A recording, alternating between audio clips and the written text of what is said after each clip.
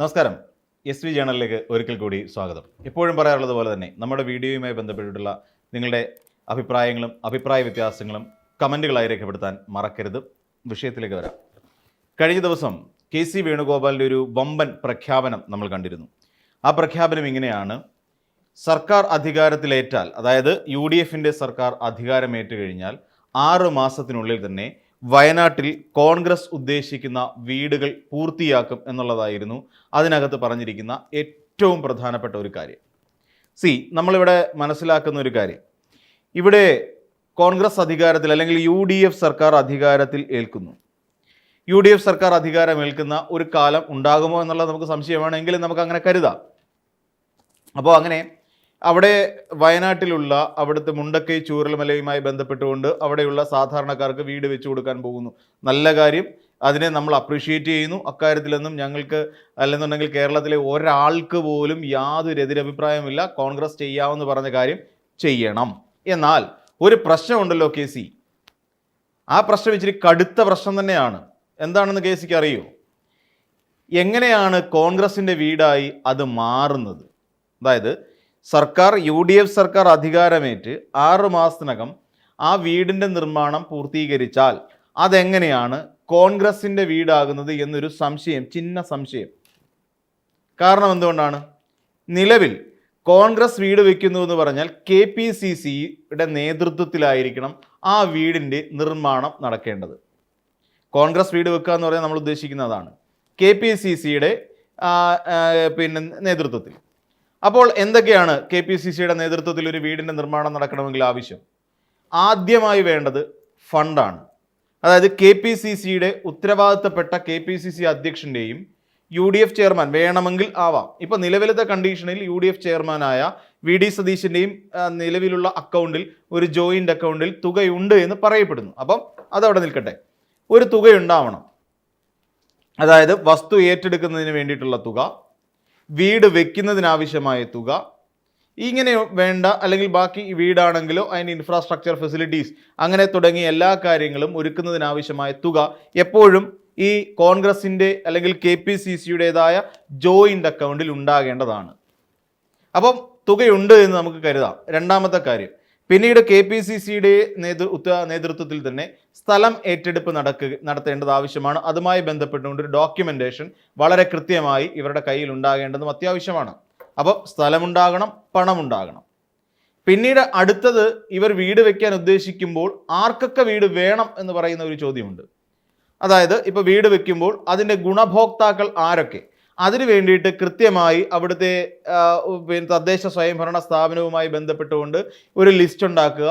അങ്ങനെ അതുമായി ബന്ധപ്പെട്ടുകൊണ്ട് ഗുണഭോക്താക്കളുടെ പേര്, വിവരങ്ങൾ ഉൾപ്പെടെ പുറത്തേക്ക് എത്തിക്കുക, അല്ലെങ്കിൽ അങ്ങനെ ഒരു ഡേറ്റ കളക്ട് ചെയ്യുക എന്നുള്ളതാണ് കോൺഗ്രസ് പിന്നീട് ചെയ്യേണ്ട കാര്യം. അതിനുശേഷം സ്ഥലമേറ്റെടുപ്പ് പൂർത്തിയാകുന്നു. പിന്നീട് ഒരു നിർമ്മാണ കമ്പനിയുമായി ചേർന്നിട്ട് അവിടെ ഒരു വീട് അല്ലെങ്കിൽ എന്താണോ പണിയാൻ ഉദ്ദേശിക്കുന്നത്, വില്ലയാണോ, വില്ല പ്രോജക്റ്റ് ആണോ, ഇനി അതിൽ ടൗൺഷിപ്പ് പ്രോജക്റ്റ് ആണോ, അങ്ങനെ തുടങ്ങിയ എല്ലാ ഇതുമായി ബന്ധപ്പെട്ടുകൊണ്ട് ഒരു ഡിസൈൻ ഉണ്ടാക്കുക, ഒരു ബ്ലൂ പ്രിൻ്റ് ഉണ്ടാക്കുക. അതിനുശേഷം അത് പഞ്ചായത്തിൽ കൊടുത്ത് അതിൻ്റെ സ്കെച്ചും പ്ലാനും ഒക്കെ പഞ്ചായത്ത് അംഗീകരിച്ച് അതിൻ്റെ നിർമ്മാണത്തിലുള്ള അനുമതി പഞ്ചായത്തിൽ നിന്ന് വാങ്ങുക. ഇതിനുശേഷം മാത്രമേ നിർമ്മാണ പ്രവർത്തനങ്ങൾ അങ്ങോട്ടേക്ക് നടത്താൻ കഴിയൂ എന്നുള്ളതാണ് വസ്തുത. അല്ലെങ്കിൽ അങ്ങനെ മാത്രമേ നിർമ്മാണ പ്രവർത്തനങ്ങളുമായി മുന്നോട്ട് പോകാൻ കഴിയുകയുള്ളൂ. ഇതൊരു സംഘടന എന്നുള്ള നിലയിലാണ്. അപ്പോൾ നമ്മളൊന്ന് ആലോചിച്ച് നോക്കിക്കഴിഞ്ഞാൽ, ഇപ്പോൾ അങ്ങനെയാണെങ്കിൽ ഈ കോൺഗ്രസിൻ്റെ അക്കൗണ്ടിൽ ഇപ്പോൾ ഈ വീട് നിർമ്മാണവുമായി ബന്ധപ്പെട്ടുകൊണ്ട് എത്ര കോടി രൂപയാണ് ഉള്ളത്? അത് ബോധ്യപ്പെടുത്തേണ്ട ഒരു മര്യാദ സത്യത്തിൽ കോൺഗ്രസിലെ എല്ലാ നേതാക്കന്മാർക്കും ഉണ്ട്. എല്ലാ നേതാക്കന്മാർക്കും, KPCC അധ്യക്ഷൻ സണ്ണി വക്കീലിന് മാത്രമല്ല, എല്ലാ നേതാക്കന്മാർക്കും. ഇപ്പോൾ KC വേണുഗോപാൽ മുതിർന്ന നേതാവാണെന്നേ, മല്ലികാർജ്ജുൻ ഖാർഗെക്ക് എഴുതി കൊടുത്ത് പ്രസംഗിപ്പിക്കുന്ന ഒരാളല്ലേ. അപ്പോൾ തീർച്ചയായിട്ടും KC വേണുഗോപാലിന് അതിൻ്റെ ഉത്തരവാദിത്തമുണ്ട്. 100 വീട് നൽകാമെന്ന് പറഞ്ഞ് രാഹുൽ ഗാന്ധിക്ക് അതിൻ്റെ ഉത്തരവാദിത്തമുണ്ട്, പ്രിയങ്ക ഗാന്ധിക്ക് ഉത്തരവാദിത്തമുണ്ട്. അപ്പോൾ ഇവർക്കാർക്കും ഇവരാരും ഇതിനെക്കുറിച്ച് എന്ന കമ എന്നൊരു അക്ഷരം മിണ്ടുന്നില്ല എന്നുള്ളതാണ്. അത് അവരുടെ ഒരു പ്രശ്നമായിരിക്കാം. അപ്പോൾ ഫണ്ടുള്ള കാര്യത്തിൽ നമുക്ക് ഇതില്ല. ഇനിയിപ്പോൾ ഇതെല്ലാം കൂടെ ഒത്തുചേർന്നുകൊണ്ടായിരിക്കും കോൺഗ്രസ് എന്ന് പറയുന്ന ഒരു രാഷ്ട്രീയ സംഘടന വീട് വെക്കാൻ പോകുന്നത്. എന്നാൽ കോൺഗ്രസ് എന്ന് പറയുന്ന കക്ഷി ഇവിടെ അടുത്ത തവണ അധികാരത്തിൽ വരികയും UDFൻ്റെ ഒരു സർക്കാർ രൂപീകരിക്കുകയും ചെയ്താൽ ഈ പറയുന്ന ഇപ്പോൾ നിലവിൽ ഇനിയിപ്പോൾ ഒരു 100 കോടി രൂപയെങ്കിലും മിനിമം കോൺഗ്രസ്സുകാരുടെ അക്കൗണ്ടിലുണ്ടെന്ന് വെച്ചോളൂ. അവരുടെ കയ്യിൽ ഈ 100 കോടി രൂപ പിരിച്ചെടുത്ത 100 കോടി രൂപ അക്കൗണ്ടിൽ കിടപ്പുണ്ട്, അതങ്ങനെ നിൽക്കട്ടെ. അപ്പോൾ സർക്കാർ രൂപീകരിച്ച് കഴിയുമ്പോൾ പിന്നീട് ഇവരെടുത്ത് മുടക്കാൻ പോകുന്ന തുക ആരുടേതാണ്? സ്വാഭാവികമായും, അതായത് ഇനി സർക്കാർ രൂപീകരിച്ച് കഴിഞ്ഞാൽ CMDRF-ൽ നിന്നായിരിക്കും ഈ തുക ചെലവഴിക്കാൻ പോകുന്നത്. അല്ലെങ്കിൽ സർക്കാരിൻ്റെ പേരിലുള്ള ഏതെങ്കിലും ഫണ്ട് ഉപയോഗിച്ചിട്ടായിരിക്കും, സർക്കാർ തലത്തിൽ നിന്നുള്ള ഏതെങ്കിലും ഫണ്ട് ഉപയോഗിച്ചുകൊണ്ട്, ഖജനാവിൽ നിന്നുള്ള തുക ഉപയോഗിച്ചുകൊണ്ടായിരിക്കും മിക്കവാറും ഈ നമ്മുടെ KC വേണുഗോപാൽ പറഞ്ഞതുപോലെയാണെങ്കിൽ വീട് വയ്ക്കാൻ സാധിക്കുക. അപ്പോൾ വീട് വയ്ക്കുകയാണെങ്കിൽ സർക്കാരിൻ്റെ ചെലവിലായിരിക്കും സ്ഥലമേറ്റെടുപ്പ് നടക്കുക, സർക്കാരിൻ്റെ ചെലവിലായിരിക്കും വീട് നടപ്പിലാക്കുക. അതായത് UDF സർക്കാർ ഭരിക്കുന്ന ഒരു കാലത്ത്. അപ്പോഴും നമ്മുടെ മുന്നിൽ വേറൊരു ചോദ്യമുണ്ട്. അപ്പോൾ കോൺഗ്രസിൻ്റെ കയ്യിലുള്ള ഫണ്ട് നിങ്ങൾ എന്ത് ചെയ്യും? കോൺഗ്രസിൻ്റെ കയ്യിലുള്ള ഫണ്ട് എന്ത് തന്നെയാണെങ്കിലും ഇനിയിപ്പോൾ ഉണ്ടെന്ന് തന്നെ കരുതുക. ഇതെല്ലാം പലരും പല രീതിക്ക് പുട്ടടിച്ച് തീർത്തു എന്നുള്ളത് നമുക്കറിയാവുന്ന കാര്യമാണ്. കാരണം പല ഹെഡുകളിലാക്കി ഈ തുക പല വഴിക്ക് പോയിട്ടുണ്ട് എന്നുള്ള കാര്യവും നമുക്കറിയാം. കാരണം സ്ഥലം മേടിക്കുന്നതുമായി ബന്ധപ്പെട്ടുള്ള തുകയെക്കുറിച്ച് വ്യക്തമാക്കിയിട്ടില്ല. എത്ര കോടിയാണെന്നെങ്കിലും വെറുതെയെങ്കിലും പറയാമായിരുന്നു. ഇപ്പം 3.25 ഏക്കർ ഭൂമി അവിടെ എടുത്തിട്ടിരിക്കുന്നു എന്ന് പറയുന്നു. അതിന് എത്ര കോടിയാണ് ചിലവായിരിക്കുന്നത് എന്നുള്ള കാര്യം എന്തുകൊണ്ട് പറയുന്നില്ല? അതിനെക്കുറിച്ച് വ്യക്തതയില്ല. പോട്ടെ. അപ്പം ഇവർ ഈ പറയുന്ന പോലെ എത്ര രൂപയുണ്ട് എന്നുള്ള കാര്യങ്ങളൊക്കെ അവരുടെ ഇപ്പോൾ ജോയിൻ്റ് അക്കൗണ്ടിൽ പോലും ഈ പിന്നെ AICCയുടെ അക്കൗണ്ടിൽ പോലും, അല്ലെങ്കിൽ AICCയുടെ ഒക്കെ പോലും AICCക്ക് പോലും അതിനെക്കുറിച്ച് വ്യക്തമായിട്ടൊരു അഭിപ്രായം പറയാൻ പറ്റുന്നില്ല. ഇപ്പം തന്നെയല്ല, ഈ സണ്ണി വക്കീലും VD സതീശനും കൊടുത്തിരിക്കുന്ന അഫിഡവിറ്റിൽ പോലും ഇതുമായി ബന്ധപ്പെട്ട യാതൊരു കാര്യങ്ങളും പറഞ്ഞിട്ടുമില്ല. ഈ തുകയെ കാണിച്ചിട്ട് പോലുമില്ല. അങ്ങനെ ഒരു ജോയിൻ്റ് അക്കൗണ്ട് ഉള്ളതായി പോലും പരാമർശമില്ല. സത്യത്തിൽ അത് കാണിക്കേണ്ടതല്ലേ? കാരണം അതൊരു ജോയിൻറ്റ് വെഞ്ചറിൻ്റെ, അതല്ലെങ്കിൽ ഒരു സംഘടന നടത്താൻ പോകുന്ന ഒരു വലിയ പുണ്യപ്രവൃത്തിയുടെ ഭാഗമായിട്ട് ഉണ്ടാകേണ്ടതല്ലേ? അപ്പോൾ തീർച്ചയായിട്ടും അത് ഇതിനകത്ത് കാണിച്ചു കഴിഞ്ഞാൽ, അതിനകത്ത് വേറെ, അതായത് അഫിഡവിറ്റ് കാണിച്ചു കഴിഞ്ഞാൽ VD സതീശന് പ്രശ്നം ഉണ്ടാവില്ല, സണ്ണി ജോസഫിന് പ്രശ്നം ഉണ്ടാവില്ല, നമുക്കറിയാം. എന്നിട്ട് എന്തുകൊണ്ടാണ് സാധിക്കാതെ പോയത്? അങ്ങനെ ഒരു ഫണ്ടുമില്ല, പണവുമില്ല. അപ്പോൾ സർക്കാരിൻ്റെ ഖജനാവിൽ നിന്ന് എടുത്തുകൊണ്ട് സ്വന്തം രാഷ്ട്രീയ പാർട്ടിയെ വലുതാക്കാൻ വേണ്ടിയിട്ട് ഒരു വീട് നിർമ്മാണവുമായി മുന്നോട്ട് പോകാൻ നടത്തുന്ന ഒരു ഗൂഢശ്രമമായി ഇതിനെ കാണാൻ കഴിയും. നമ്മുടെ KC ജോസഫിൻ്റെ ആ വാക്കുകൾ കേൾക്കുമ്പോൾ നമുക്ക് മനസ്സിലാക്കാൻ കഴിയുന്ന കാര്യം അതുതന്നെയാണ്. അതായത് KC വേണുഗോപാൽ എന്ന് പറയുന്ന ഒരു നേതാവ് ഇപ്പോഴിങ്ങനെ പറയുന്നത് ഈ ആർക്ക് മാർക്കറ്റ് കിട്ടാൻ വേണ്ടിയാണ്, പറഞ്ഞ വാക്ക് പാലിച്ചവരാണ് കോൺഗ്രസ് നേതാക്കന്മാർ എന്ന് പറയുന്ന ഒരു പ്രസക്തി കോൺഗ്രസ് പാർട്ടി കൊടുക്കാൻ വേണ്ടിയിട്ടാണ് എന്ന് പറയേണ്ടി വരും. ശരിയല്ലേ? കാരണം എന്താ? ഇവിടെ മുടക്കിയിരിക്കുന്ന കോൺഗ്രസിൻ്റെ ഫണ്ടല്ല, പകരം ഈ സർക്കാരിൻ്റെ ഫണ്ടാണ് ഉപയോഗിച്ചിരിക്കുന്നത്. ആരുടെ ക്രെഡിറ്റിലേക്കായിരിക്കും പോകുന്നത്? കണ്ടില്ലേ, വാക്ക് പാലിച്ചവരാണ് കോൺഗ്രസ് പ്രവർത്തകർ, അല്ലെങ്കിൽ കോൺഗ്രസ് എന്ന് പറയിക്കുകയും ചെയ്യാം എന്ന് പറയുന്ന ഒരു വശം ഒരു സൈഡിൽ. എന്നാൽ രണ്ടാമത്തെ ഒരു വശം കൂടിയുണ്ട്. ആ രണ്ടാമത്തെ വശത്തിൽ ഇത് വെറും ഒരു വാഗ്ദാനമായി അവശേഷിക്കുന്നു. നമുക്കറിയാം, കഴിഞ്ഞ കാലങ്ങളിലെല്ലാം കോൺഗ്രസ് കേരളത്തെ പറ്റിച്ചിട്ടുള്ളത് വാഗ്ദാനം കൊടുത്തിട്ടാണ്.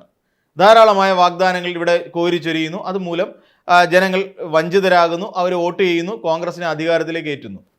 ഇത് AK ആന്റണി ഭരിച്ചപ്പോഴും അതെ, ഇങ്ങോട്ട് ഉമ്മൻചാണ്ടി ഭരിച്ചപ്പോഴും വാഗ്ദാനങ്ങൾ യാതൊരു കുറവുണ്ടായിരുന്നില്ല എന്നുള്ള കാര്യമാണ്, നമുക്കറിയാവുന്ന കാര്യമാണ്. ഇവിടെയും അതുപോലെ ഏറ്റവും കൂടുതൽ കോൺഗ്രസ് പഴി കേട്ടുകൊണ്ടിരിക്കുന്ന ഏത് കാര്യത്തിലാണ്? ഏറ്റവും പ്രധാനമായിട്ട് കേട്ടുകൊണ്ടിരിക്കുന്നത് ഈ പറയുന്ന മുണ്ടക്കൈ പുനരധിവാസവുമായി ബന്ധപ്പെട്ടുകൊണ്ടുള്ള ഫണ്ട് വെട്ടിച്ചു എന്നുള്ള കാര്യത്തിലാണ്. അവർക്ക് കൊടുക്കുന്ന ഒരു വാഗ്ദാനം, ഞങ്ങൾ 6 മാസത്തിനകത്ത് വീട് വെച്ച് തരുന്നു. സ്വാഭാവികമായും കോൺഗ്രസിനെ വിശ്വസിച്ചുകൊണ്ട് കുറേയധികം ആളുകൾ ഇവർക്ക് വോട്ട് ചെയ്തിരിക്കും, ഉറപ്പാണ്. അപ്പോൾ അങ്ങനെ വരുമ്പോൾ സ്വാഭാവികമായിട്ടും കോൺഗ്രസ് അധികാരത്തിൽ വരും. അപ്പോൾ വന്നു കഴിഞ്ഞാൽ ഇത് നടപ്പിലാക്കേണ്ട ആവശ്യമുണ്ടോ? ഇല്ല. കാരണം എന്താണ്? പിരിഞ്ഞു കിട്ടിയ പണം മുഴുവൻ പലർക്കായി വീതിച്ചു പോയി എന്ന് തന്നെ നമ്മൾ വിശ്വസിക്കേണ്ടി വരും. കാര്യം ജോയിൻ്റ് അക്കൗണ്ടിൽ ഇല്ലാത്ത സ്ഥിതിക്ക്. തന്നെയുമല്ല, വയനാട്ടിൽ സുൽത്താൻ ബത്തേരിയിൽ ഒരു റിസോർട്ട് വാടകയ്ക്ക് എടുത്തുകൊണ്ട് ഈ കോൺഗ്രസ്സുകാരെല്ലാം കൂടെ പഠന ശിബിരം എന്നൊക്കെ പറഞ്ഞുകൊണ്ട് പഠിക്കാൻ വേണ്ടി പോയി കുറേ ദിവസം.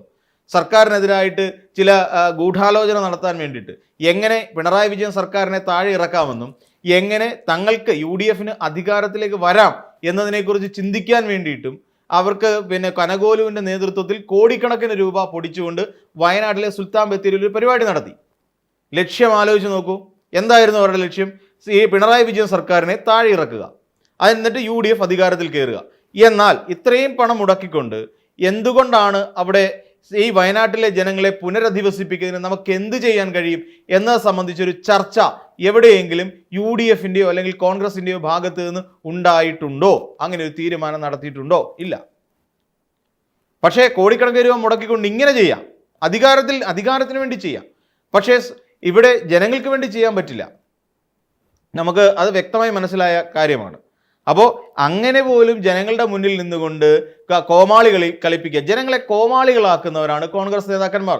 ഈ കഴിഞ്ഞ ഫെബ്രുവരി മാസം 26-ാം തീയതിയും ഇതേ ജനങ്ങളെ കോമാളികളാക്കുന്ന സമീപനമല്ലേ വയനാട്ടിൽ കാണിച്ചു കൂട്ടിയത്? കുന്നംപറ്റ എന്ന് പറയുന്ന മാനന്തവാടി മേപ്പാടിയിൽ ആ കുന്നംപറ്റ എന്ന് പറയുന്ന സ്ഥലത്ത് നിന്നുകൊണ്ട് ഈ പറയുന്ന കുറേയധികം ആൾക്കാരെ കൂട്ടിക്കൊണ്ട് ഞങ്ങൾ അവിടെ വീടിന് തറക്കല്ലിടുക എന്ന് പറയുന്ന നാണംകെട്ട ഒരു പരിപാടി, ഉളുപ്പില്ലാത്ത ഒരു പരിപാടി, തൊലിക്കട്ടി ഒരുപാട് വേണ്ട ഒരു പരിപാടി നടത്തിയത് അല്ലേ? ഇതാണ് കോൺഗ്രസ് ഉയർത്തിക്കൊണ്ടിരിക്കുന്ന ഒരു രാഷ്ട്രീയം, അധികാരത്തിൻ്റെ രാഷ്ട്രീയം. ആ അധികാര രാഷ്ട്രീയത്തിന് വേണ്ടി ആർക്കെതിരെ എന്തും പടച്ചുവിടാൻ തക്ക ശേഷിയുള്ളവർ, എന്ത് വാഗ്ദാനവും ഉളുപ്പില്ലാതെ നിന്ന് പറയാൻ കഴിവുള്ളവരാണ് കോൺഗ്രസ്സുകാർ എന്ന് തെളിയിക്കുന്നതല്ലേ ഈ പറഞ്ഞ മേപ്പാടിയിൽ നടന്ന സംഭവമല്ല എന്ന് തന്നെ തർക്കമില്ലാതെ നമുക്ക് പറയേണ്ടി വരും, നിസ്സംശയം നമുക്ക് പറയേണ്ടി വരും.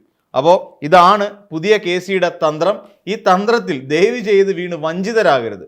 ഈ തന്ത്രത്തിൽ വീണ് വഞ്ചിതരായി കഴിഞ്ഞാൽ നിങ്ങൾ ആരെങ്കിലുമൊക്കെ കൊടുത്തിരിക്കുന്ന പണം മുഴുവൻ കോൺഗ്രസ്സുകാർ അതിനകത്തിലെ നേതാക്കന്മാർ പുട്ടടിക്കാൻ വേണ്ടി ഉപയോഗിക്കുകയും സർക്കാരിൻ്റെ ചെലവിൽ ഇപ്പം നിലവിൽ ടൗൺഷിപ്പ് എല്ലാം ഏകദേശം തീരുമാനമായിട്ടുണ്ട്, എന്നിട്ട് നാളെ ഈ ടൗൺഷിപ്പിൻ്റെ ബാക്കിയുടെ പൂർത്തീകരിച്ചിട്ട് പറയുക ഞങ്ങൾ ഉണ്ടാക്കിയാണെന്ന് പറയുകയും ചെയ്യുന്ന ഒരു എട്ടുകാലി മുമ്മൂഞ്ഞിൻ്റെ പരിപാടി കോൺഗ്രസ്സുകാർ നിങ്ങളുടെ മുന്നിൽ നിന്നുകൊണ്ട് കാണിക്കുമെന്നുള്ള കാര്യത്തിൽ യാതൊരു തർക്കവുമില്ല. അപ്പോൾ മറ്റൊരു വീഡിയോയുമായി നമുക്ക് വീണ്ടും കാണാം.